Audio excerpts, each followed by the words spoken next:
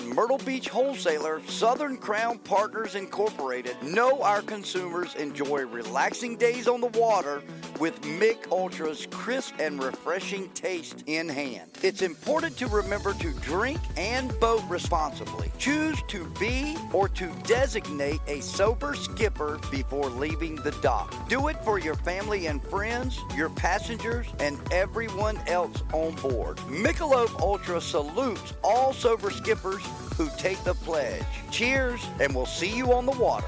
In Myrtle Beach, you always go at your own pace. Lie out on the sand, lie out by the pool, go boogie boarding, go surfing, walk the boardwalk, walk the marsh walk, golf at one of 90 golf courses, mini golf at one of 50 mini golf courses, fish off a pier, fish from a chartered boat, go shopping, get drinks, eat the freshest seafood. The list is exhaustive, but the experience isn't. You can go all out or do nothing at all. How you relax is up to you. There is so much to do and explore, whether you're traveling with friends, family, or just yourself. With 60 miles of beach, you're going to find your place. If this sounds like what you need, then this is where you belong. Trilogy Outdoors. All righty, we are back here hanging out with you in the Trilogy Outdoors podcast studio. And it's our pleasure to bring you episode 78, Senator. 78. Can you believe that? Nope. 78 coming to you, talking pins, fur, and feathers. Today we're going to talk a lot of different things. First off, in particular, what a great weekend. Thank you so much for all your help at the banquet. I'll just say that. What you probably don't feel like was much, but it makes a big difference to have you up there helping with all the prize drawings and everything. And a big shout out to Sarah Jays for doing an incredible job over there. Yeah, I thought it was great. And huge turnout. A great turnout. Honestly, I started getting nervous. I mean, let's talk about it. The weather was 20. It was freezing. Yeah, 22 with a wind chill really low. And, wintertime being busy. But we had a lot of winners show up, and we had a lot of outside public show up. And that made it that much better. It also introduced the event to a lot of people that didn't know about it. Mm-hmm. And, like I said, when I got up, I said, crawl, walk, run was the plan. And I think we did an incredible job this year. I think the crawling was just what we needed. I think with Fishing Chaos coming on board and getting that set up from that aspect, that next year, in 2024, the event will be a lot better. And for not only the participants and for us running it, but for our sponsors. I think there's just going to be a lot of different things that the tournament has an opportunity to grow this year, and we're looking forward to it. I know you had to get right back out of town and head to Columbia on Tuesday to work, and it's been a busy week up there. Oh, my gosh, it's been a busy week. To back up to the banquet, first of all, thank you and Kimmy for all that y'all did, and you also brought half the family with you, which was very helpful. So they were all super helpful, and Renee and I are very, very appreciative. Banquet to me, I'm sure maybe not to you, but to me, went off without a hitch. Yep. Had a tremendous turnout of people that came out, and almost too many. Yeah. Which that's exactly. It's a great problem to have, but we're going to have to think about venue next year if we're going to be double that size next year, which the guys from Fishing Chaos are saying probably. Yep.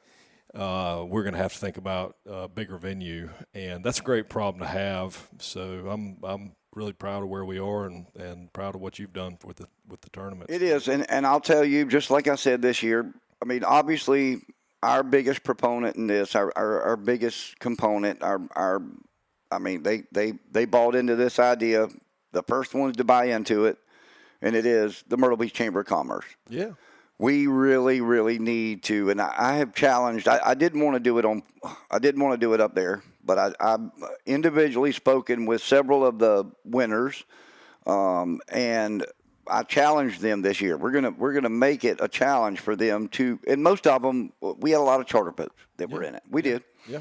But I've challenged them. We've got to get the out of town people to sign up. I do know that Mac Fain, won one of the events, won one of the prizes. And Mac was a one-day, he was in town, he signed up. We were filming a TV show, actually, with Cephas of Nuts and Bolts of Fishing. He signed up, and he won on that 1 day of fishing. He called us Spanish that won. Yeah. So the opportunity's there for anybody, whether you're fishing every day. Obviously, your chances go up. I don't care. Yes, your chances go up at winning. But it doesn't matter if you catch a 0.6-pound brim or a 90-pound wahoo. Or both. At the end of the day. Or both. Yeah. You're going to have a bigger chance at the end. You could win with the 0.6-pound brim and not the 90-pound wahoo. That's right. And that's what's sort of great and cool about the rodeo. Sort of levels the playing field for, you don't have to have $1 million boat and, $100,000 worth of fishing gear. You could do it with a brim pole. Well, I know you made two people really happy. In particular, your neighbor, Andy. And by the way, folks, this was not rigged. And you would almost think with the two winners that it could have been. And I'll say this because you probably I didn't know are familiar with Michael, but yeah, but I don't know the you don't know him. No. So Andy is Stephen's neighbor. Yeah. Andy is also someone who since day one has bought in. Yeah. He has fished. He has weighed fish. He has weighed multiple fish. He's won multiple categories. Yeah. With that being said, moving on to Michael. Michael was the very first person to sign up for the rodeo. Yeah. Michael literally was calling me last year in November to come meet him at the landing because he couldn't get the scales or somebody was closed. So I would meet him and weigh him. So for him to win also. And what all did he what categories did he win? All right, so Michael won. Do you remember? 7. No, Michael was a 5-category winner. He won black drum twice, sheep's head two times, and I cannot remember what the others were. But Michael also had all 3 of his children in. Yeah. And two of them, Emerson and Marn, both won a monthly species too. So it was a family event, and that's what we wanted it to be. Yeah. I stuck a picture in there of you and your flounder as a kid from the rodeo. I stuck it up in our big photo thing up there, and I don't know if you caught it, but it goes back to when you were a kid, and you got excited. Like you said, you would leave your house out there to go fishing to try and find something or catch something to weigh for the rodeo.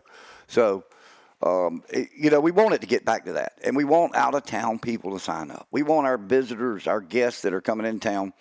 And we're going to make this banquet bigger and bigger. And we want them to want to come back for the banquet. Yeah. That's what we're looking at. Yeah.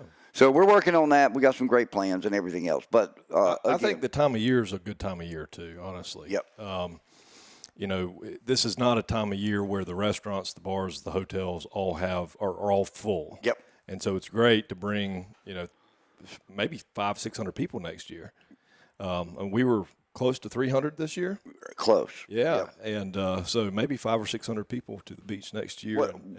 I want to throw one thing out there. We're going to talk about it on air here. We're going to let our listeners hear this. But so January and February, I would say 90% of our weigh stations are closed. Right. So we really can't do anything. Yeah. What are your thoughts on March start date or April start date? Well, I've also thought about in the meantime. With the new app, maybe being able to do something in January or February that doesn't involve a weigh station. Exactly.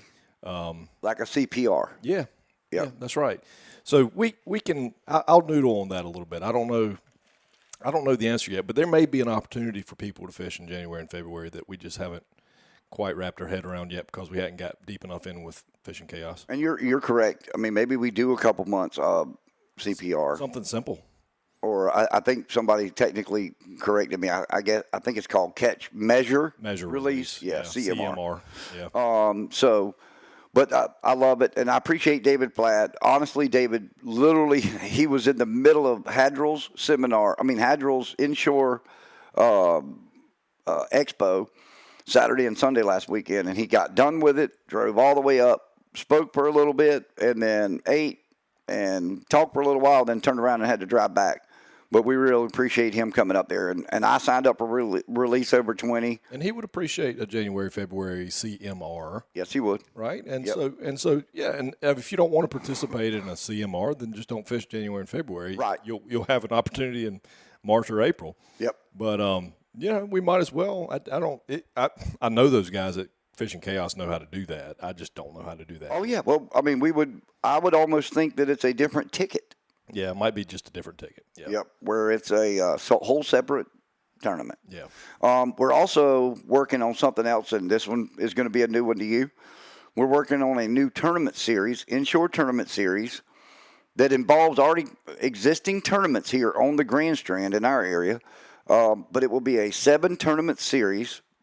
You'll pay a entry at the beginning, and the beginning would be before April 28th. The Grand Strand Saltwater Anglers Flounder Tournament. Yep. You would pay your entry to join the Cup, we're going to call it, but we've got working on some names and sponsor. And it's going to pay out at the end of the year. You will gain points every time and how you finish in each of the inshore tournaments. And then at the end of the year, there'll be an extra payout and a cup or a trophy or something. But money, extra money. Yeah. And we've got a lot of great responses, and we have a lot of new tournaments coming, and it's helped. We'll still have our 2 tournaments that we'll do, Jason's tournament that he does, and the Grand Strand Saltwater Anglers, and then a couple more that we'll talk about moving forward. But cool idea, cool tournament, and we're going to try and get Fishing Chaos involved in that as well. They'll be our host site where people can see all the results every tournament. So. But we're working on that. But you're working on a lot. Last week I got kind of caught up in all the political stuff going on in Columbia and watched all the turkey hearings and everything else. And I know we're going to talk with some people about that today in the show. Yeah. But also there's some gun stuff going on up there. And I know it's near and dear to you. And I'm going to first say that I know what side you're on. But apparently some people are not on the same side, and let's talk about that real quick. Yeah, so there's a bill being debated right now at the State House, which is called the Constitutional Carry Bill, which seems like, that's a great title. Seems like a good idea. It is.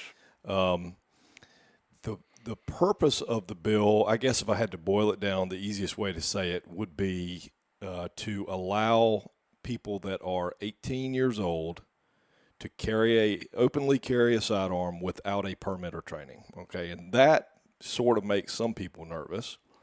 Even gun rights advocates, that in and of itself makes some people nervous. So put that in the box for a second, and we'll come back to that. Yep.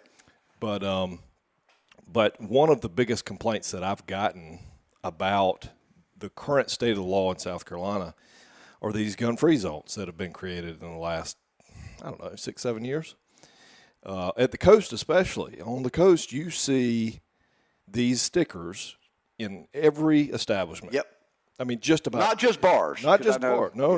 I mean, restaurants, malls, movie theaters, Costco. Everywhere you go, you see a sticker, no concealed weapons, which really is, that's a gun-free zone.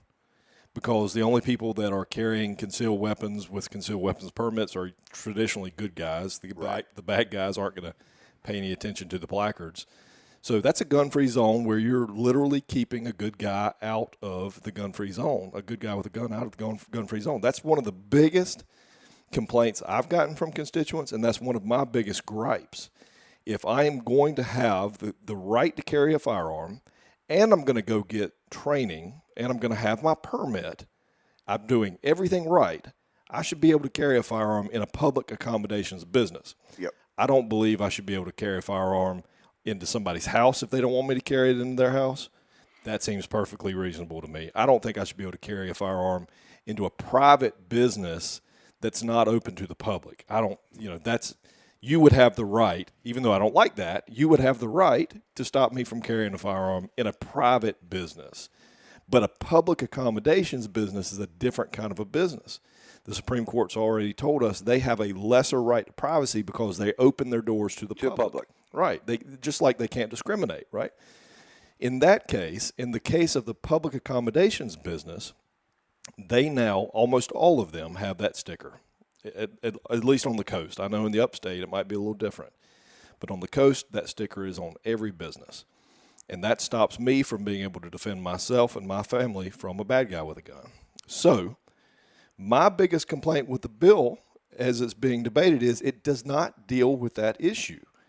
I think this is a bait and switch. Everybody's going to think, well, great, we're expanding our gun rights. But the truth is, when you go past this, which, again, allows an 18-year-old without a permit, without training, to openly carry a firearm anywhere, okay? Everybody is going to put up those stickers. If they don't already have one, they're going to put them up. That's just going to be the natural gut, the natural knee-jerk reaction.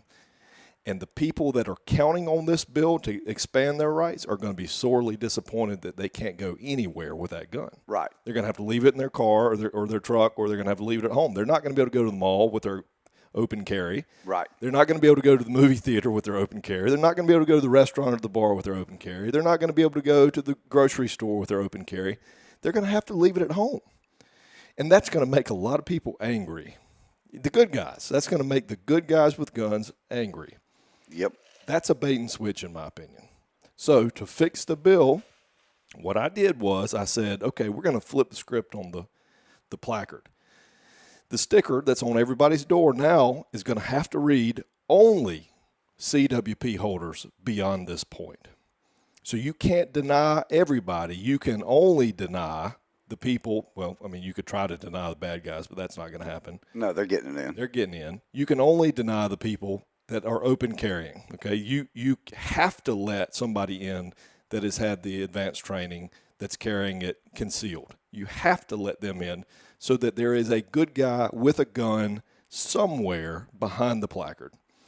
That's the whole point of expanding gun rights, in my opinion, is to get good guys with guns as many places as we can. Yep. Good guys with guns are the only defense against bad guys with guns. That is just common sense. And the bill, as it's written, doesn't allow anybody with a gun behind that placard, and that's a folly. That's a political misstep. That is political malpractice, in my opinion, and I think it's going to make a lot of people mad. So I tried to fix it, and within 24 hours, I had the worst opposition from the gun lobby that I've ever had, and I am an extreme gun rights advocate. Absolutely. I mean, yep. Absolutely. I'm sitting here looking at a flyer right now. Yeah, I mean, flyers people got put up in the neighborhood, in my neighborhood, and the neighborhood next to us, and the neighborhood next to that. Probably to the tune of about 1,000 flyers in 24 hours.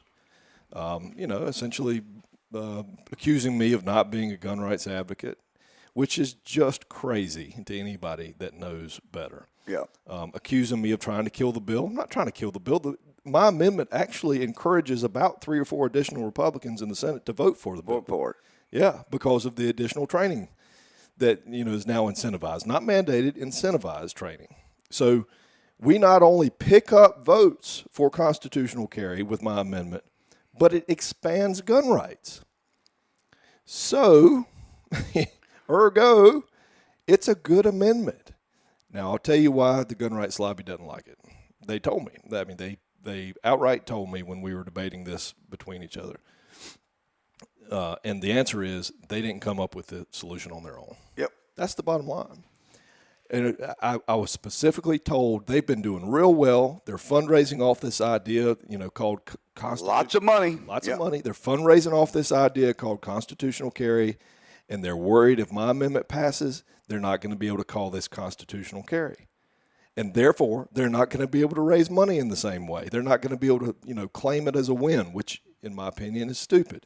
The idea is to expand gun rights. It's not to claim a win for the gun rights lobby. Right. Okay, so right now, the NRA, Palmetto Gun Rights, they are off of their rocker on this thing.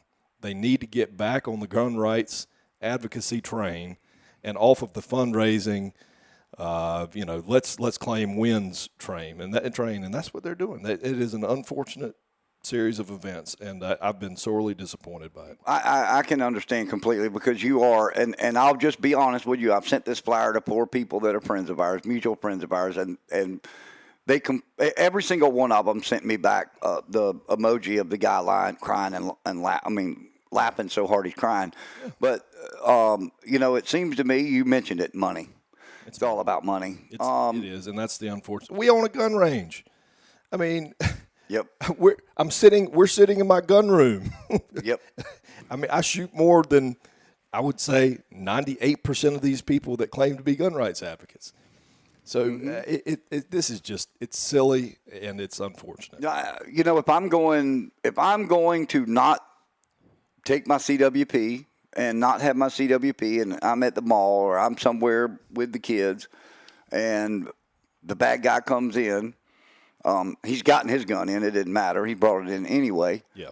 And then everybody in there, the man that I want to have a gun on him is the one that has been through training. Yeah. He's had to get qualified. Yeah. At the time of whatever's going on, I'm sure forget all the other stuff, but at least he has some training. Yeah. And has somewhat of an idea of how to use it. Yeah. The other thing I just keep thinking about is when I was 18 to 20 years old, I'll just say that, we a lot different times, but we had a lot of fights back then. Oh, and they were fights. No doubt. They were fights. They were fist fights. I mean, I was in we had fraternity battles in college, but we got into fights. You're still in high school at 18. There's a lot of fist fights in high school. So now you're saying that any 18-year-old how many of those fights that were fights become something different? Yeah. And here's the other thing, Inglis, and you bring up a great point. And I'm not saying I'm against the bill, but the bill needs to be improved. Here's the other side to this coin. Everybody, when they imagine constitutional carry, and I'm just going to – they think it's everybody carrying a gun, don't they? I mean, they envision themselves, I think, as the good guy carrying the gun. Okay, if I was a gangbanger, an 18, 19, 20-year-old gangbanger at 5 Points in downtown Columbia or in downtown Myrtle Beach, you better believe I'm carrying my open carry Colt 45, walking right down the street. No, the week after this passes, and I don't think anybody. He's going to have a high point 380. Yeah, he's going to have. Yeah, with an extended 40-round clip. Yeah, I know. But go ahead. Yeah, you're right. Or a Kel-Tec. Yeah. Yeah, or a Kel-Tec. Yeah. But that I don't think anybody's imagining that as the flip side of this coin. I think everybody sees themselves as the good guy open carrying. Right. And you might be the good guy open carrying, but you better dang well believe that is also going to be the gangbanger that is going to exercise that same right. Yep. And that's that's a concern for a lot of people. So we are talking about, when I say H, it's for House bill, correct? Is that is it H 3594 3594? If you want to go check it out, go look it up. You can go to scstatehouse.org and find it there. But so where do we stand on it? So the how many readings has this thing had? Is it so it's come to you? So so we're it's passed the House. The Senate now takes a crack at it. We're in the middle of first reading debate. We're going to take a second reading on it either Tuesday or Wednesday of next week. My amendment, we've already talked about my amendment once, and it freaked everybody out so bad that they had we had to carry it over, and now we're coming back around to my amendment. My amendment will be next up or the next one up after that come Tuesday. So we'll start this debate again on Tuesday. And I'll say one more thing. Okay, and I'll tell you this is the kind of thing that irritates me. When I introduced my amendment, within 5 minutes of introducing my amendment, I got a text from the gun rights lobby. And I got their talking points, and it basically said, we're opposed to your amendment because X, Y, and Z. And I got their talking points. I read them. I got up to the podium to speak on my amendment, and the first question that came from a Republican, verbatim, was the talking points from the lobby. Okay? Verbatim. He read the talking points from the lobby. And that's what we're dealing with, Inglis. I mean, right now there are a number of House members and senators that are more concerned about getting a score or a check from the gun lobby than they are about fixing the real problems in the law. Right. And that's a politician. That's not a public servant, and that's the most irritating thing to me about politics right now. So I've gotten that off of my chest. I'm about to step off of my soapbox. But no, I don't want you to step off yet. So what happened is whoever got these questions in some way, shape, or form are probably behind these flyers in some way, shape, or form. And within 5 minutes, now you're enclosed in the Senate chambers. Yeah. And this guy, I mean, wow. Yeah. Yeah. So it's it's irritating. I don't know how to better put it than that. You just said it. It's politics versus public servant. And it's irritating. Nobody. I literally had 4 or 5 of these hard right senators, people that would be in favor of the bill. I literally had 4 or 5 of them walk up to me afterwards and say, "Hey, love your amendment, but the lobby is going to beat us to death on this, so we can't vote for it." Yeah. Yep. Your amendment's a great idea, but the lobby's going to beat us to death on this. Y'all, that is just piss poor politics. That is the worst of the worst kind of politics. Yep. That is not. I don't. So you're worried about the gun lobby, not what. I mean, they're more worried about the gun lobby. What about the constituents that actually? They don't care about the. I explained to them how my amendment is going to make life better for their constituents. It's going to expand their gun rights. It's going to give them the ability to put a gun in a good guy's hands where a gun in a bad guy's hands exists. I explained all of that to them. I read the amendment to them. I can show it to you side by side. There is nothing. I'm not hiding the ball. And they're still willing to go with the gun lobby because it wasn't the gun lobby's idea. That is piss poor politics. The worst of the worst kind of politics. And it's Republicans right now that's doing it. The Democrats are just going to vote no. I don't care about the Democrats. That's fine. Vote no. But the Republicans that want to play stupid games and win stupid prizes, those are the irritating ones right now for me. Fix the bill, make it better, make it real, make it meaningful. Right. But let's not play this game with everybody that you're going to be this big gun rights advocate when in fact you're not doing anything for anybody. No. And man, just the thought of the Wild West. I mean, God, that's basically what this bill could turn into. Yes, it could become the Wild West. I'm just thinking, and once again, we live here. It's a little different, but look where I grew up, and like I said, we had fights nonstop. Yeah, and a fight becomes something different when you give somebody that, and they're walking around with it. Now, listen, I've got friends and that are real active in gun rights, and I'm sure that a couple of them probably side with the opponents, and probably quite a few. One former police officer that sides with this, for sure. And the amendment, I don't know. I guess we'll be following it really closely. And if you want to. Listen, if you get addicted like I did, statehouse.org, go on there, go to live video schedule for the week, and go find it. Stephen just said Tuesday or whatever.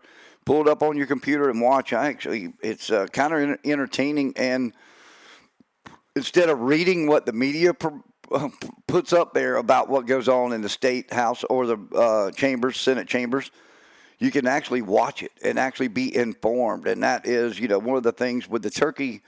With all the turkey amendments and everything that they're talking about, the law changes, I have actually been watching both your hearing with your committee and also from the House side of it. I listened to it, and I know we're going to, in just a little bit, grab some some friends from DNR to talk to us about some numbers and science. But it's way better to stay informed and be in front of it and not read what the media twisted around, because I can imagine what they're going to do with this. Just like this flyer, which, by the way, they picked a great picture, didn't they? Yeah, they always. I'm trying to figure out where that picture came from. Like, that picture almost had. I can tell you where it came.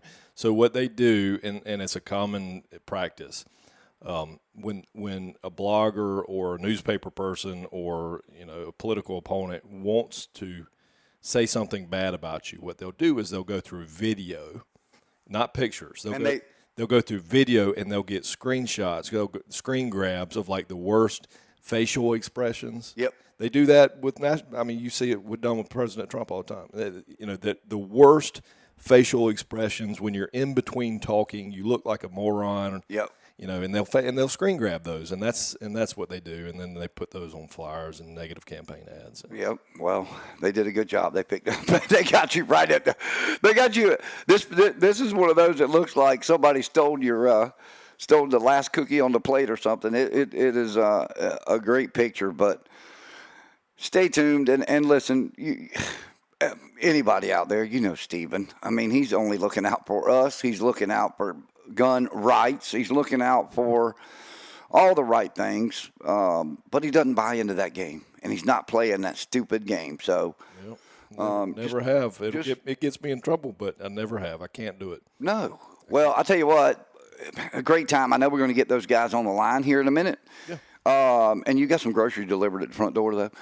Just to let you know. So I'll tell you what, our good friends at Freeman Boat Works have some great stuff going on down there, and including the Senator's boat here, which hopefully we'll lay our eyes on here in the next half a year.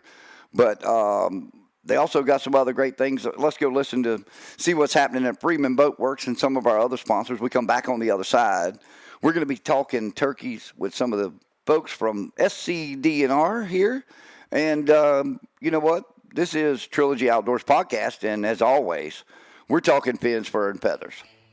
Freeman Boat Works and Trilogy Outdoors are proud to announce the addition of Freeman Boat Works to our family of incredible partners. Billy Freeman and his team at Freeman Boat Works epitomize the American dream. From building the first boat in Billy's backyard to a 150,000 square foot state-of-the-art manufacturing plant over the past 15 years, they are building one of the most sought-after boats in the U.S. and beyond. These incredible fishing platforms are built in South Carolina and are second to none in stability, speed, and performance overall. These catamaran designs are engineered not only to get you to the fish fast, but comfortably too. Years of refining designs and pioneering the modern performance fishing catamaran is why Freeman Boat Works is the #1 choice for some of the biggest names in the fishing industry. If it's long runs in the Gulf or the Carolinas, or days you can go fishing in South Florida when most center consoles stay at the dock, Freeman Boat Works is at the forefront in all categories. For more information on Freeman Boat Works and their 6 available models, visit www.freemanboatworks.com. Redefine your expectations. For over 8 years, GovWorld Auctions has been solving surplus issues for municipalities and counties in South Carolina and beyond. Their turnkey customer service has made them one of the best in the business here in the U.S., and they are located right here in our home state of South Carolina. If you're looking for tractors, heavy machines, and vehicles, just to name a few, our partners at GovWorld have you covered. The process is simple, and their experts will come to you to inspect, photograph, and video all items before they make them available to everyone in the world for the bidding process. GovWorld online auctions are supported by mailers, emails, and promotion to the biggest buyers in the country, and they get results and the highest dollar possible for your items. Don't go out of state to another auction company. Support business here in South Carolina and let GovWorld get you top dollar for your items and put the money back in your city, municipality, or county. Give GovWorld a call or visit their website, govworld.com, for more info and to set up a visit with one of their experts to get you in the next auction. Don't let valuable items just sit behind a fence. Give GovWorld a call and start turning them into money today. All right, y'all. We back. It's time to talk a little bit of... Talking turkey. How about some turkey? Let's talk some turkey. Well, I'll tell you what, Stephen, you have lined up a pretty good panel of guests to have on here. And I know I've mentioned several times, if you watched any of the State House videos over the last couple of weeks and looked at any turkey information, turkey committees, you'll probably see one or both of our guests that are going to be joining us here. And I'll let you do the introduction there, Senator. Yeah, so we have joining with us Duncan Crotwe. Duncan, I guess your official title is Legislative Liaison? Is that what? Yeah, it's yes, sir. Director of Government Affairs for SCDNR. Oh, you poor guy! I'm sorry for you. I'm just going to tell you. Government agencies don't like to use the dirty word lobbyist. Right. So anyway, Duncan, thanks for joining us. We also have Cantrell. Jay, are you a turkey biologist? What are you? I'm sorry. So I'm a wildlife biologist in our big game program. I'm the assistant big game program coordinator, and as you all know, and probably most of your listeners, big game in South Carolina is deer, turkey, and black bear. So right. Charles Ruth and myself deal with those three species statewide. But yeah, I've got a lot of interest and background and experience with turkeys for sure. Perfect. Well, appreciate y'all joining us. This is the perfect sort of panel. And to give you a fair warning, I may be pushing back. Hey, have y'all ever dealt with that before? Poor Jay. Poor Jay. Jay, you handled it great. I tell you what, I really enjoyed watching that. I call it a hearing, but I enjoyed watching your presentation to Stephen and Chip and Thomas and crew. But yeah, you know what you're talking about. I will say that. Oh, yeah, no doubt. Yeah, look, I appreciate people. Oftentimes, I'm a little bit of an abrasive person, but I enjoy a lively debate. I think it gets us to, maybe truth is a little too much, but it gets us as close to the truth as possible, as close to right as we can get. Right. We're humans, we're fallible, so we're never going to be right, but as close to right as we can when we have a lively debate.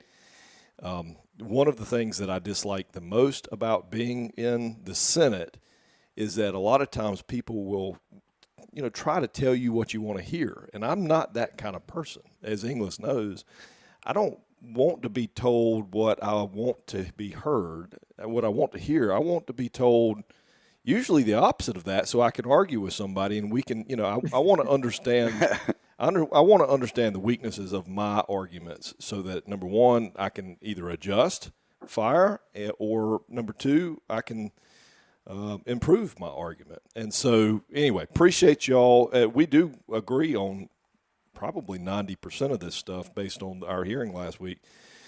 Some things probably not. But Duncan or Jay, either one of y'all, it doesn't matter to me who wants to go. Why don't you tell us what DNR's proposal is? I think that's the best way to start out. What is DNR's proposal? Well, how about this? Before we get that far along, tell us what the problem is, and then tell us what the proposal is. Yep. Okay. Yeah. The problem is a long-term decline in wild turkey numbers in the state. And as we've discussed, not just in South Carolina, it's region-wide across most of the Southeast and now getting into the Midwest. But for our purposes, we've had a long decline in turkey populations, productivity, harvest here in South Carolina that really started about 20 years ago. And so, we've obviously been seeing that in the data for a number of years and been concerned about it. And, it's been brought up numerous times before. But really in the last, 3 or 4 years, it went more from DNR talking about this to it really became evident and vocal in the public. And we started hearing a lot from turkey hunters and landowners and from members of the General Assembly that were also hearing from those folks. And there was really good consensus that we have a problem and we need to do something. What there was not good consensus on is what is that something? There was a lot of ideas out there and rightly so, because this is not a one-dimensional problem. What's driving this decline is it's multifaceted. It's kind of the death by 1,000 cuts type thing. And there's a lot of things that lead to this decline. So it's a complex problem that's got complex solutions.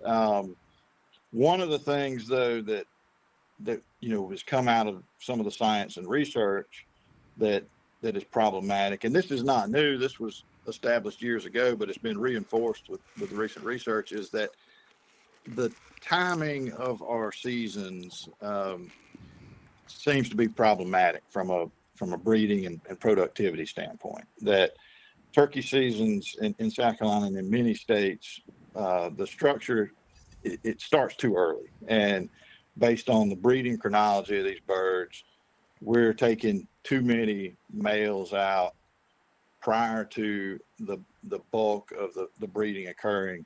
And it gets complex because, these birds have a real complex social hierarchy and pecking order, and genetics and fitness comes into play.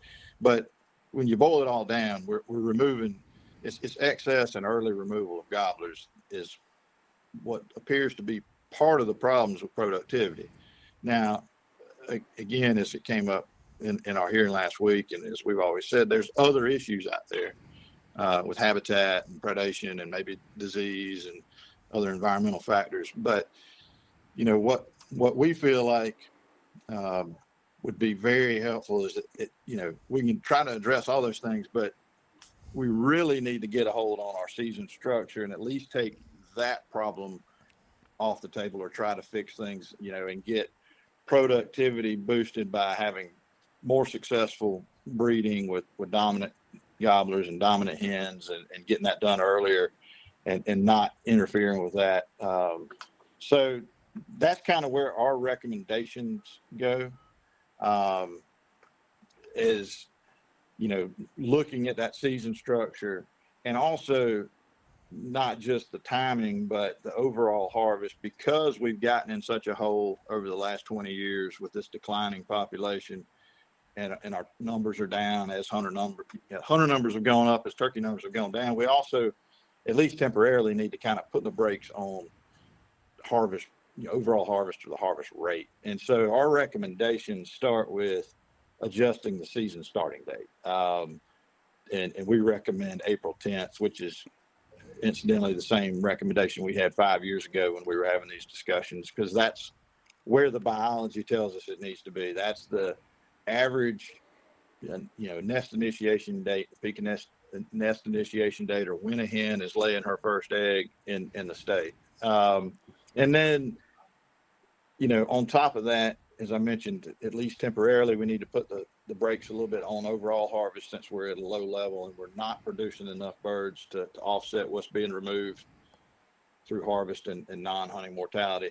We recommend a shorter season, so going to a 31-day season from a 40-day season, and then reducing the bag limit from 3 birds to 2. And those two things in conjunction should save some birds, get more carryover to the next year, and kind of help us rebound faster. We think just the season date alone shift would help reproduction, but to kind of get us out of this hole, if we could tap the brakes on overall harvest. So that's our primary recommendations. Is looking at later start date, shorter season, lower bag limit. All right, can I pause you? Yes, sir. So three recommendations from DNR. April 10th, and I know there was some discussion about April 12th. So we're at April 10th is what y'all's formal request is, right? Correct. 2 birds rather than 3. Yes. And a 31-day season. Those are the 3 recommendations, right? Yes, sir. Okay, I'll happy to lay my cards on the table right up front with you. I'm fine with 2 birds. I'm fine with Me too. I'm fine with a 31-day season. And at least on the coast, and this is always the challenge for turkey hunting, is coastal birds definitely act different than Midlands birds, that definitely act different than mountain birds, and have different impacts at different points in the season. And so that is the challenge with, one size fits all system, but that's also, one size fits all systems also, in my opinion, makes things so much simpler for everybody. I'm sure they've got the same issue. I hunt in Colorado a lot. I hunt Merriam turkeys in Colorado. I hunt mule deer and I hunt elk, and they do exactly the same thing. There is a desire there among biologists and fish and game guys, DOW guys in Colorado, to try to balance how should we say, hunter engagement, hunter enjoyment, hunter success with the timing of the season, the peak of the rut for mule deer and elk, right? So Right. the way that for elk and mule deer, let's just start with that. Turkeys, we'll come back to turkey. For elk and mule deer, in the high country of Colorado, you probably have a peak for elk, for the elk rut just elk for right now. You probably have a peak of the elk rut in Colorado the last week of September. You can archery hunt from September 1 to October 30th. I'm sorry. Wait, I mean, you can archery hunt year-round, but the archery season is September 1 to October 1. So the peak of the rut peaks in archery season when it would be traditionally be the hardest to harvest Right. an elk. Yeah. Okay. Then there's a gap. There's a break in the season. And about 2 weeks later, you pick up on, or by the way, in that same period of time from September 1 to October 1, about the second or third week of September is the muzzle season. Yeah, primitive, yeah. Okay, muzzle loader season, which is a little bit early for the peak of the rut, in my opinion, depending on where you are. In the very high country, it's probably peak rut. In the lower parts of the country, it's probably a little bit premature of the rut. So anyway, the point in that being, and then 2 weeks later, after the rut really starts to taper off, is when rifle season comes. So the point in saying all of that is, they time their peak of the rut when it's hardest, but give them an opportunity, give hunters an opportunity to hunt them, but they make it hard on you, right? They make it hard on you. They don't want it. And the harvest really goes down. I think the average harvest for a bow in Colorado for elk is about 8% per year. Wow. Okay, and they've got 1 million elk in Colorado.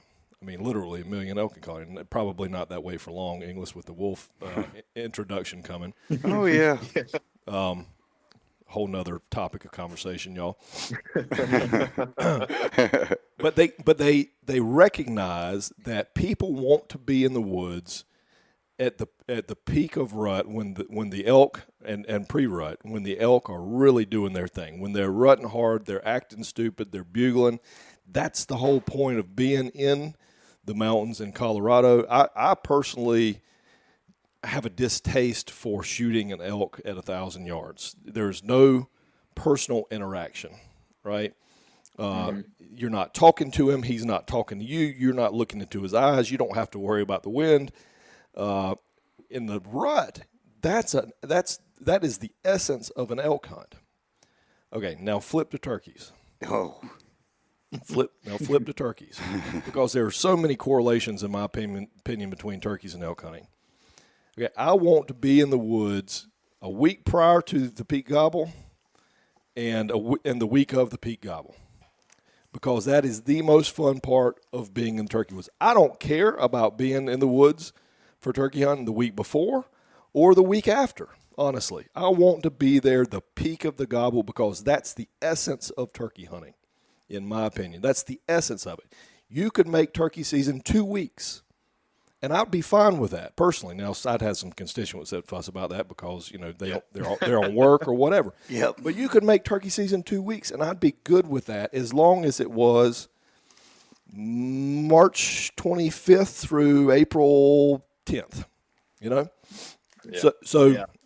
So that, to me, and I'm willing to compromise on dates, but to me, the date is the most important part of this. And again, I recognize the differences between the mountains regions of South Carolina and the coast. There are definite reasons. I know that this is all about light entering the eyes of the turkey. That at least that's what they say. But there is no doubt in my mind. I've hunted both sides of this state. There's no doubt in my mind that the turkeys start a little earlier on the coast than they do in the mountains. No doubt. Even like I would say, there is a big difference between the Midlands, because when I'm in the state house, I hunt the Midlands. There's a big difference between when coastal birds start and the Midlands start. And if you want me to be honest, there's even a difference between properties on the coast when the birds start. I've got a piece of property on the PD River where the birds start a little later than my property in Aner. And it's always been like that. It's not that's not a year by year thing. For some reason, different places start different times. So I recognize the difficulty in managing turkeys statewide. When you have differences from property to property, it's really difficult when you start talking about managing statewide. So I get that. Go ahead. Were you about to say something? Jay? Well, and I was just going to say, Senator, I think you touched on a very good point earlier in talking about hunter opportunity and hunter satisfaction, as we like to use the term here at DNR, because from one standpoint, you're exactly right. It is difficult to manage those birds and to manage the population, but we have to manage that population in order to reach our goals of hunter satisfaction and hunter opportunity. Sure. But you're exactly right on the standpoint from a hunter wanting to be in the woods when those animals are vulnerable, when they're acting out of their normal patterns. Yeah. And so, when we put forward these recommendations, one thing we tried to make very clear is that we are not at all trying to limit or take away hunter opportunity. We are trying to put forward recommendations that we think are going to lead to a long-term increase in hunter opportunity and hunter satisfaction. But you're exactly right. I mean, this is a very complex issue to deal with. And as much as we would, maybe like for it to be a one-size-fits-all type solution here, it may not be something that's doable or feasible in the state, just because of, like you said, the differences in behaviors and startups during that time of the year and that reproduction cycle based on different parts of the state. And the reason why this needs to be a difficult process, Jay and Duncan, in my humble opinion, this needs to be a painful, difficult process, is because, honestly, as much as we'd like to say government gives and government takes a lot more than they give. When the government takes something away, it's very difficult to get it back, and maybe for great reasons, right? And I mean, in terms of natural resources side, I could name you a dozen changes in bag limits and season limits. That we're going to revisit this. Red snapper. Yeah, well, yeah, sure. But I mean, how many times have we passed a bill? You name it: deer, turkey, flounder, redfish, where the current changes will sunset in 5 years because that makes everybody feel so much better. But guess what? In 5 years, there's going to be a renewing of that bill, isn't there? And so very rarely do you say, oh, success, this looks like success. We're going back to, 20 flounder apiece. No, right? I mean, right, flounder is the perfect example. We're dealing with it right now. We reduced the limits, right? We reduced the limits 3 times in the last 6-7 years, Inglis? Yep. 3 times in the last 6 or 7 years, we've seen tremendous success with those limits. Are we having the debate about going back right now? No, we're having the debate about keeping the sunset. Yeah. Right? About eliminating the sunset. Eliminate it. Keeping the current, codifying, putting in law the current bag limits and boat limits. And so it needs to be a difficult process, a painful process, because people need to understand once we change it, very rarely, even if we're talking about it in committee, even if there's a suggestion to sunset, very rarely is that going to stay in place. It's not going to stay in place. So anyway, long way to say don't count on it going back if the turkey numbers get good. Because it's just I don't think it should, because if the turkey numbers are getting good, the hunter participation is rising, and so just like with our fishery stuff, that we've said, like maybe the speckled trout aren't hurting right now or aren't struggling, but look at all the new boats that are targeting them. Every year you get more and more people from. We've had close to 1 million people in the last 10 years moving to South Carolina. Yeah, and that's got to be an impact on everything, on all of our natural resources, for sure. Yeah, and I think even taking we can talk about the date stuff and gobbling time and all that, but just in general with, the limitation of opportunity or bag limit, I mean, in some respect, it just kind of becomes a reality when you look at where our turkey numbers are going, and again, trying to manage statewide and turkey populations continuing to decline. And it's not sustainable, if we don't rein it in. Obviously there's some things discussions to be had with season timing and habitat and predation and other things that can hopefully turn the production up on these birds and we can get more birds on the landscape. But, the hard truth is there's less birds out there and they're getting to be less every year. And hunters, hunter numbers aren't going down, and hunter efficacy and efficiency continues to go up with people haven't, not only people hunting longer and getting more experience and more skill, but technology and methods and techniques. And so, at some point it becomes a real discussion is, do you have to rein in seasons or bag limits? That's kind of the control knobs that we have on a lot of these populations, managing them at a statewide level is, season, bag limit, method of take. And so, and it's a balance of trying to provide the most opportunity, but keeping it sustainable and looking long term, because you can have more opportunity now, but it's kind of a pay me now, pay me later type thing. Are you accelerating that downward trend, and you're going to be limited not by seasons and bag limits in the future, but just by availability of game. And so that's kind of where we are, is trying to get this thing in a more sustainable trajectory. But getting back real quick, if I may, to your discussion about, relating the elk bugling to turkey gobbling and wanting to be in the woods. Obviously, any survey that's ever done on turkey hunter satisfaction, number one thing is hearing birds gobble. It's not harvesting birds, it's hearing birds gobble. And so, we're very cognizant of that, and that's why a lot of this research has involved that the sound recorders and the gobbling data and looking at that. And I think there might be some merit, to and I know I'm like you, I've hunted from the Blue Ridge Mountains in the state to the coast, and birds do act a little different, I think, as far as vocalization or behavior. That where we're not seeing any difference is the actual breeding timing. That's where, maybe they're ramping up a little bit more earlier, with strutting and gobbling on the coast because it's greening up and warming up a little earlier.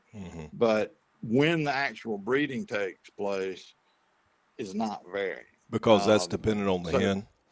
So maybe it's a longer buildup, on the coast, and or they start a little earlier, but still it's a bell curve, and so maybe there's a little bit earlier start. But so Jay, that's dependent on the hen. The gobbler may be ready for a week or two, but the hen, if the hen's not ready, they're not doing any breeding. Correct. I think the hen, and maybe that's where it's. It's really the photo period and the hormone thing, because that's really, stimulate, that's the egg lay, the formation of the egg and all that, so that's a very photo period driven process with the hen being ready and the hen, laying eggs. So that's where we don't see, that's where, Middle Georgia, South Carolina, North Carolina are all within a day or two. Like you say, I think it's hard to argue that, when it's warm and green, in Georgetown County and it's not in Cherokee County, the gobblers could be acting a little different. Right. But so it's balancing that, that critical breeding time with turkey activity, and we're cognizant of that. But, at Savannah River site, which is middle of the state, should be kind of average for what's happening. That's where we're seeing, and that's that graph I presented last week, right, to where it's peaking there, basically the first 2 weeks of April for gobbling activity.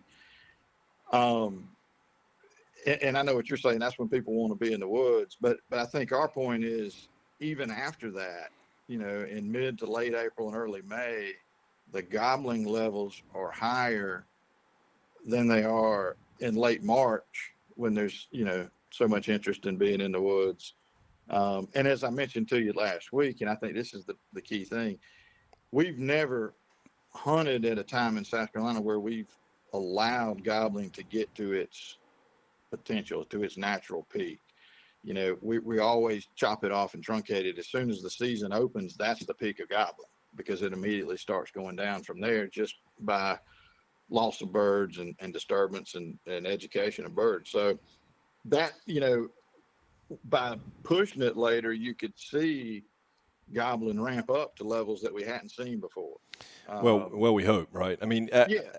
So I would also say, you mentioned you mentioned predators earlier, so you open Yep. you open the door. I'm gonna I knew I'm it gonna was step. coming. Yeah,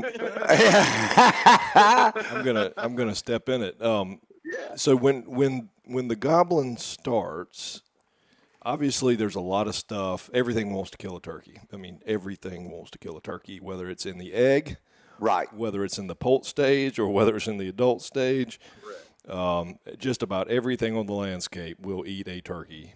Absolutely. And so, they've got a lot of stuff working against them, but certainly when they're being very vocal, it makes it even easier for the predators, including the hunters, to figure out where they are and what they're doing, right? So, vocalization seems like something that would have evolved out of a turkey. But It's funny that you mentioned that. We were actually just having that conversation before the podcast episode today, talking about the aspect of the education of the birds. If the birds you're harvesting are the ones that are most vocal, from a biological standpoint, is that something where you see later on down the road birds are less vocal because the ones that have traditionally been vocal have been taken out of the population? Yeah. Well, maybe, but I mean, there's also everything, right? I mean, there's everything. Mm-hmm. And by the way, we haven't sidebar here. I don't know if you saw it or not, but I found a hen merganser in my duck impoundment. Yep. That had bird flu. I turned it into Molly Neese, and Molly sent it to y'all and got it tested, and it had bird flu. Yep. Are we seeing any bird flu in turkeys? No, we're not. And we've had those discussions. We rely heavily on what's called the Southeastern Cooperative Wildlife Disease Study, or the acronym SQUIDIS. It's at University of Georgia Vet School, and it's a group of wildlife veterinarians and researchers that we're part of a cooperative with other Southeastern states. And so they're the experts, and we've had those discussions, and it's not showing up in turkeys. Yeah. Good. Probably because, just this is heavily a waterfowl related disease, at least at this point in time, or it's showing up in eagles some too, because they're feeding on dead waterfowl. Right. It's a concern for the domestic poultry industry, but just the way turkeys are kind of distributed across the landscape and not in high concentrations like ducks can be, or wading birds, or domestic fowl.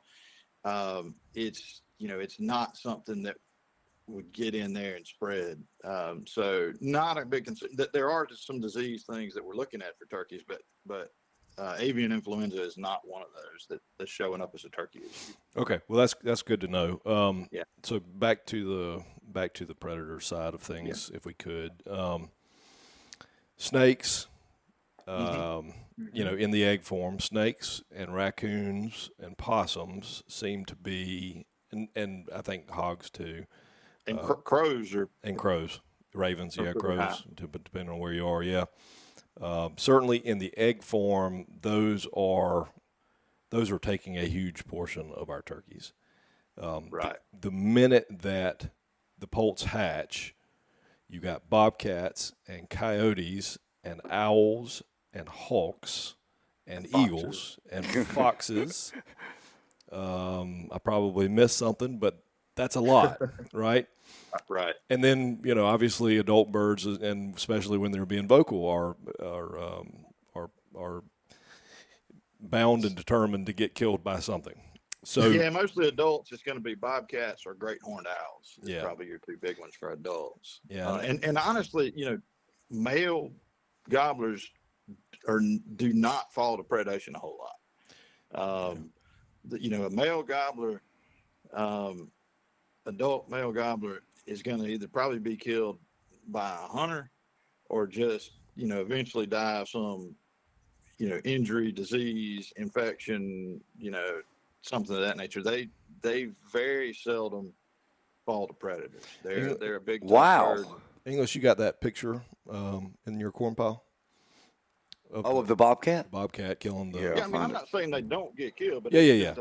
it's Just not as often. it's low for now. Hens get picked off pretty regularly. Yeah. Mostly during that time period when they're sitting on the nest or when they're brooding young. But hens are smaller, and a little less. But yeah, male gobblers. Yeah, I mean, yeah, bobcat, a coyote, a horned owl is going to get some, but it's a very low percentage of them that die from predators. Yeah, I tend to. So Inglis was asking, I don't know, a month or so ago about the best way to kill coyotes. And, Yeah.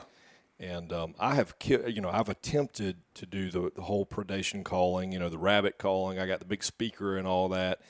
I've never killed one that way. I have killed a dozen sitting in a turkey blind. I mean, 10, maybe that's an exaggerate, maybe 10 or 11, but close to a dozen sitting in a turkey blind. Usually, for some reason, it seems to be early in the season, first week. I don't know exactly what that's about, but I can just about guarantee the first week of the season I'm going to kill a coyote that's running into my blind to try to attack one of my decoys. Yep. So, and maybe we've just got a big population of coyotes here and that doesn't happen other places. But certainly, I guess the point is they've got a lot. They got a lot of predators, including us. I told you in our committee hearing that I counted, over 100. It was somewhere around 110, 112 poults that hatched. That the ones that I could see. I'm watching different little subflocks or flocks of birds over our acreage, and over 100. And by August or so, I had somewhere around 18 that I could, identify as the poults that hatched that year. And so, that's, almost 100 that were taken by predators, not one of those predators being a hunter in that time period between June and August. Mm-hmm. So I would, if I can interrupt real quick, I don't think it's a fair assumption to say that all that was predation. There are other things that kill poults, with exposure, disease, starvation, there's, so obviously predators took some of those birds, or maybe a lot of them, but I wouldn't, I don't think it's a fair assumption to say, you know what I mean? There's other mortality causes. Yeah. And I think that and that's fine too. I mean, that works. The same point is being made. There's a huge portion of our birds that are, and I don't know if my numbers are indicative of everybody else's, but I would imagine that's probably about average. A huge portion of our birds are being killed by stuff that is not human. And so you get the avid turkey hunter, the guy that's really listening to this conversation. We've got 150,000 listeners or so. There's going to be quite a few that are listening to this saying, most of the death in the turkey population is not caused by humans. So why are we the ones taking the brunt of the changes? And your argument there would be what, Jay? That this is the only thing we can control? Well, not the only. It's something we can control, and it will. What we're thinking, these changes have the potential to increase productivity where you're starting with more birds. You're still going to lose some birds, but you're starting out in a better place. If more hens are nesting successfully and more hens are hatching, and so I kind of point to that research that we've got going on at Savannah River site in the unhunted situation where you're getting much better nest initiation rates, 90% compared to 75% in hunted sites. So, there's some impact there of hunting and removing these gobblers that's translating to hens just not getting bred or not initiating a nest. And then what's been really interesting in that is that not only are you having more hens nest, but a higher percentage successfully hatch and a higher percentage successfully raise a brood past 28 days. So there's got to be something there with genetic fitness, with these dominant gobblers, the best gobblers breeding with the hens, and stronger eggs, stronger poults hatching that are more likely to survive. But so that's kind of where we're, obviously there are predator and other issues that are killing poults, but we're just thinking that this is one step in just starting with a higher, instead of you saying you started with 112 or whatever, maybe you'd start with 150, Right. and so, and maybe instead of losing, 80%, you lose 60%. That's where we're at with it. And so, I know there's the thought, that, well, hunters are taking the brunt of it, but, I think our stance is hunters are a part of this. Right. It's not mutually exclusive. You can't say hunters don't have any role in this. Obviously predators have a role, and habitat and weather, and but hunters are part of this issue, and that's something we feel like with our recommendations we can at least address that portion of it. And then honestly, yeah, there's things we can have discussions about habitat and predators, but at a statewide level, as we discussed last week, those are very difficult things to regulate or legislate. The habitat and predators. Well, I mean, obviously there's some things we can do. Yeah, but, I want to get back go to ahead. that. I want to get back Yeah. to that. But before we get to that, what we can and can't do, I want to make sure. I'm going to ask you the impossible question. Okay, so Get ready. so are we? And Thomas McAveen, Senator McAveen, was sort of getting at this during the committee hearing, and I had a same question, but I was going to word it in a different way. Are we delaying the inevitable? In other words, if you took the hunter if you just closed turkey season completely, indefinitely, will the turkeys be around 20 years from now, 50 years from now? Or are we delaying the inevitable? Are there so many things impacting the turkeys and things obviously we don't understand? Because, I mean, we've had good years and we've had bad years, and we've had a serious decline in the last 20 years. Yeah. I mean, some property there. That's a sidebar I don't want to get off onto right now. Some properties do see, better numbers than others, and those people are always going to disagree. But I think overall we see a decline that we have to recognize. And are those turkeys that are in decline in South Carolina going to be here 20 years, 40 years, 60 years from now if you were to take the hunter completely out? In other words, do we really matter? I think so. I do. I think they would be here. I mean, yeah, obviously, as everybody would agree, there's a lot of things working against them. Everything wants to eat them, as you said, from egg to adult and everywhere in between. But they still, are can be a very productive bird. So I think, taking hunters out of it, would there still be some issues and a slow decline? Yeah, but I think the hunter component has accelerated that decline. When you look at almost 60% of annual harvest occurring before the average hen lays her first egg, that is problematic, and so that's what we're trying to correct, is to get more breeding to occur. Again, it's not, I think there's three big issues. I mean, there's a dozen things that are hurting turkeys, but, habitat, predators, and season timing. And I don't think you can't look at them mutually exclusive. They all are intertwined. I mean, obviously habitat and predators are very closely related, but this season timing, again, starting out with more nest and more eggs hatched is where we need to go.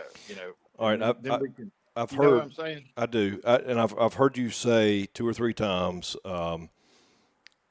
60% of the birds killed before the first egg, before the first hen lays her egg. I've heard you say that 2 or 3 times, and I've let it slide. I can't let it slide again. So let's talk about that for a second. So, to me, and I'm not a wildlife biologist, but I'm a thinker, I guess is the best way to put that.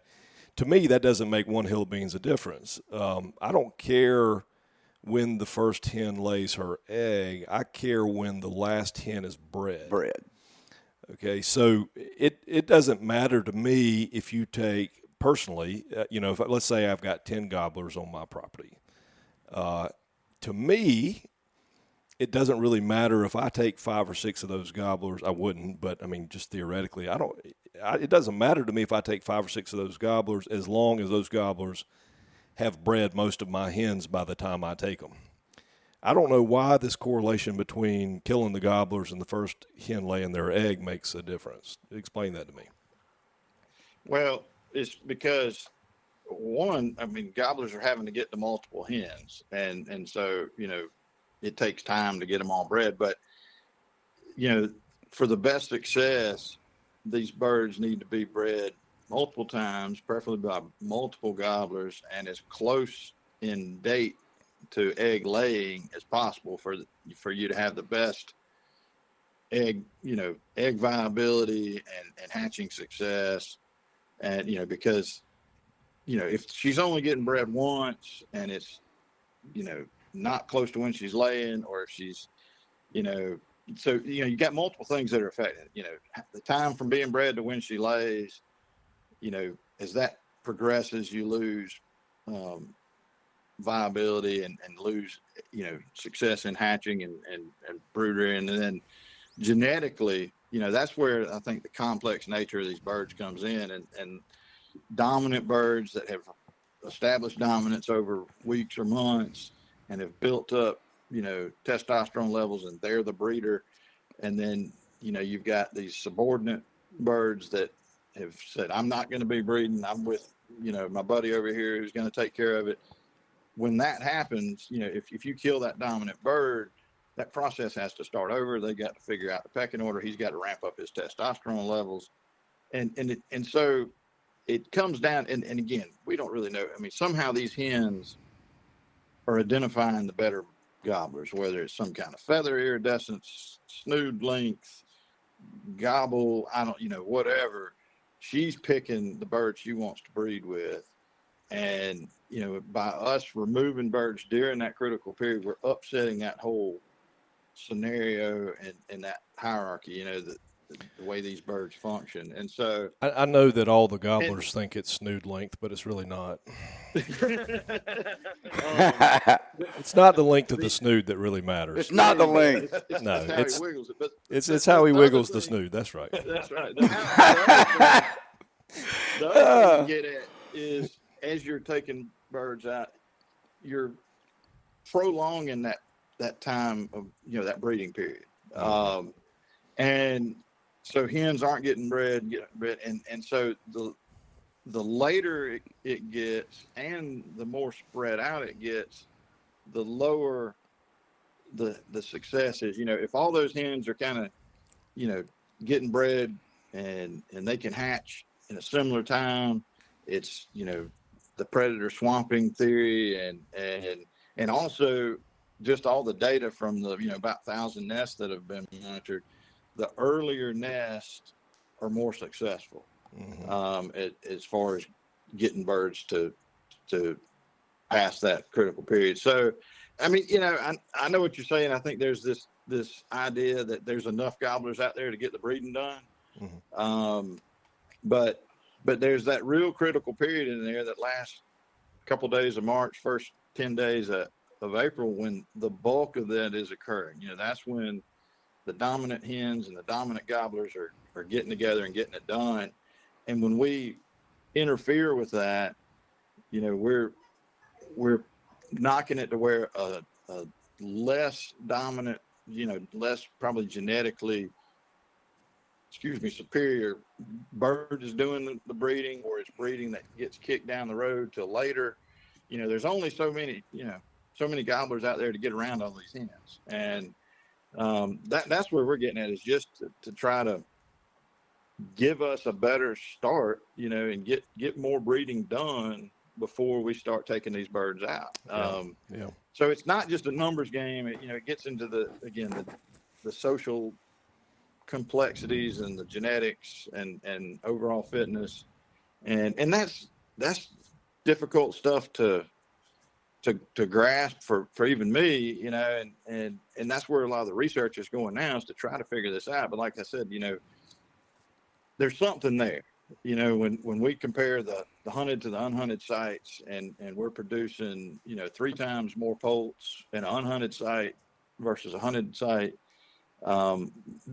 there's no doubt there is a hunting impact, and so we're just trying to mitigate that. Obviously, if it was completely about, erring completely on the side of the turkey, we'd say we need to wait until the start of incubation to start hunting. So we're trying to back up to say, all right, where is some middle ground in here where we can protect some of this critical breeding time, but still provide good hunting when birds are gobbling and vocal and receptive. And, so it's a compromise between what's purely the best for the bird and what's purely the best for the hunter, and try to meet in the middle. And that's really where this egg laying is. So like I said, if you wanted to get 100% biological and what's best for the bird, we probably wouldn't start hunting until, the 20th or 25th of April, but that's not feasible and realistic for turkey hunters.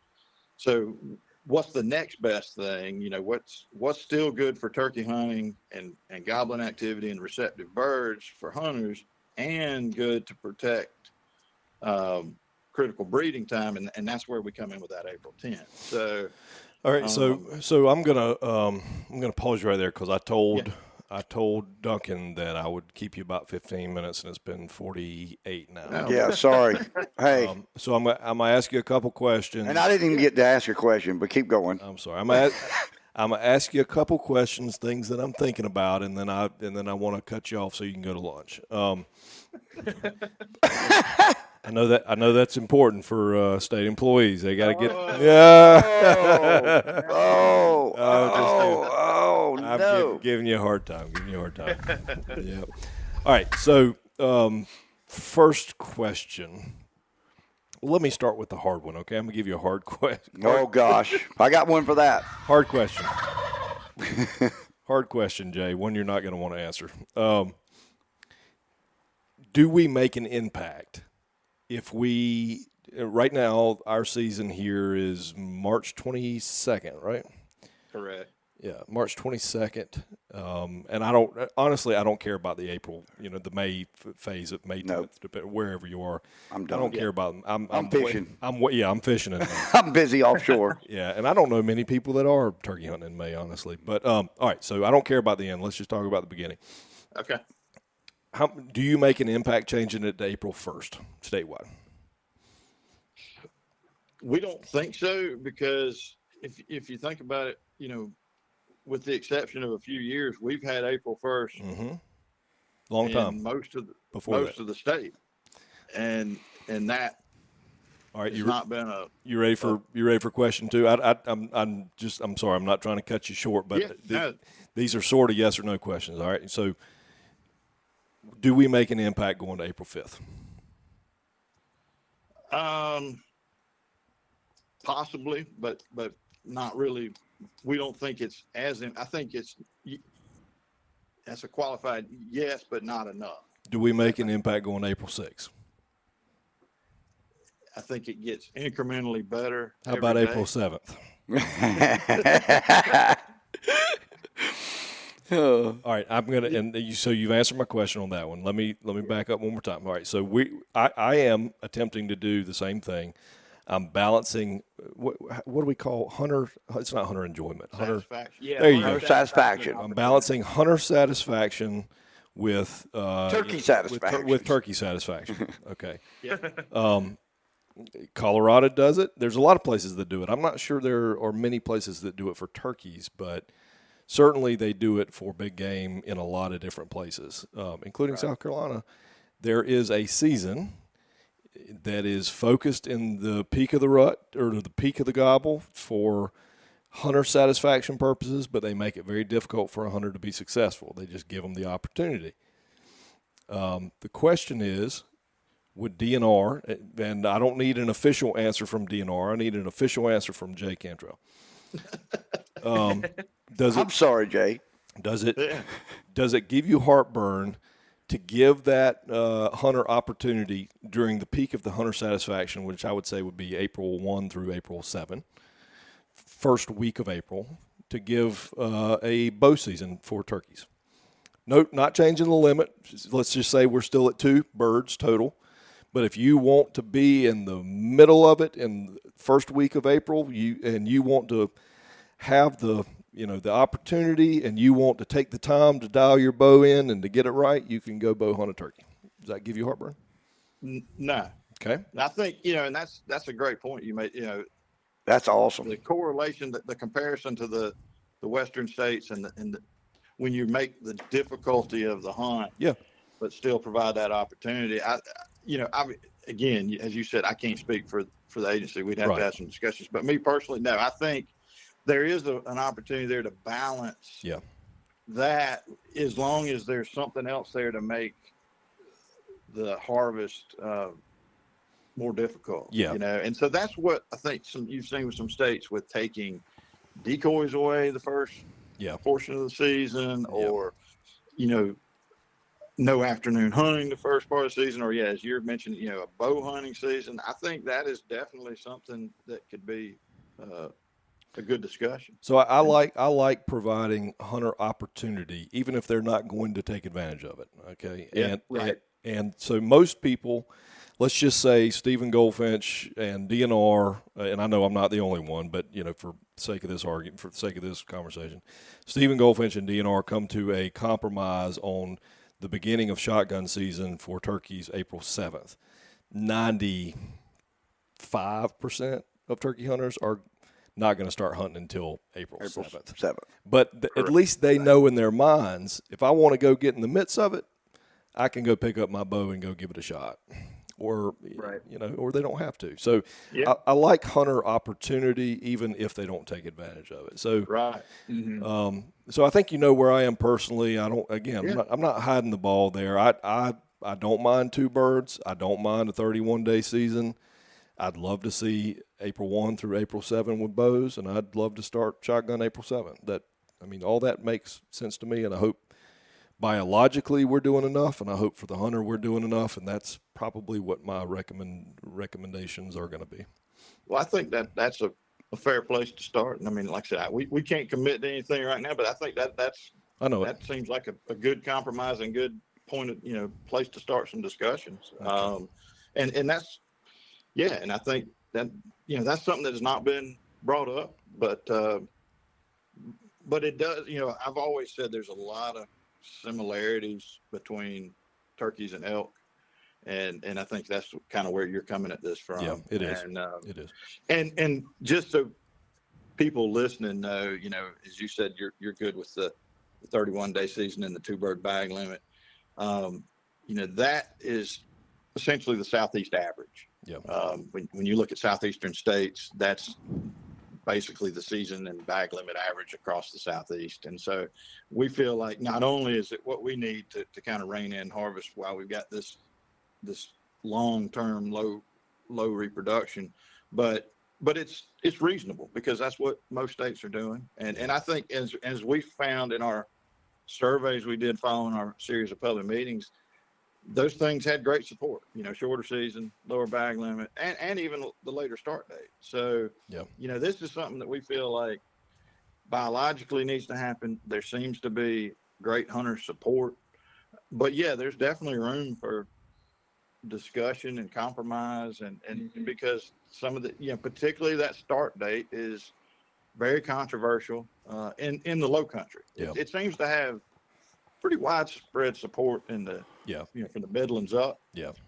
But we get that's a big chunk of big bite to take for the low country, and so something that you're proposing like that seems like a good place to start.